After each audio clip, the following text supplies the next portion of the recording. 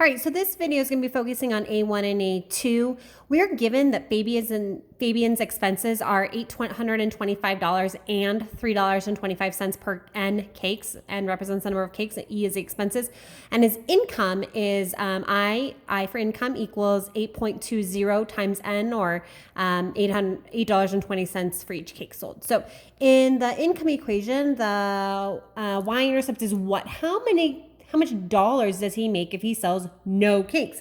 He sells $0. But you'll notice that there's no zero in this equation. Remember, we've talked about you can add this plus zero if you want to, but it's definitely not required. But that represents my y-intercept, and it tells us how much money he makes for 0 cakes. Money made for 0 cakes. Okay. The coefficient, or the slope, how steep is that line, is the 8.20, right? So 8.20, and it tells us the money made per cake. So income for each cake sold.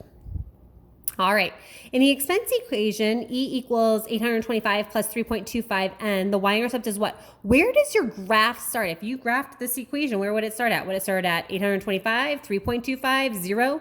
And in this case, it would start at the $825, right? So $825 is my y-intercept, and it tells us that he spends $825 just to have his shop open. So his initial expenses, so even if he doesn't sell any cakes, expenses for each month is $825. What do you guys think he uses that $825 every month for, right? So if it's his initial expenses, what does he initially have to purchase to make his business run, right? So this might be for rent, right? So his space. It might be for his bills like water and electricity and all of that stuff. So bills. It probably is for his employees, right? So he has to still pay his employees. Insurance, right? So insurance in case something happens to his building, whatever. There's a lot of options here. So I'm going to put that dot there. So the coefficient, or the slope, is how much is, if you graph this, what would it go up by? Well, it would go up by $3.25 per cake. So it tells us that the cost to make a cake, is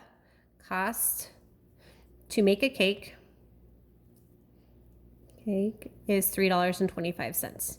Well, what do you think that's for? What do you need to make a cake? Oh, well, you need butter, right? You need eggs, sugar, flour, other ingredients, right? So this really covers the ingredients.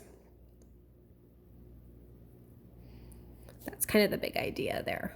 So in this problem, you were asked to identify which numbers are your slope and y-intercept and what it means in the context of the problem. We did this way back in investigation 1 as well.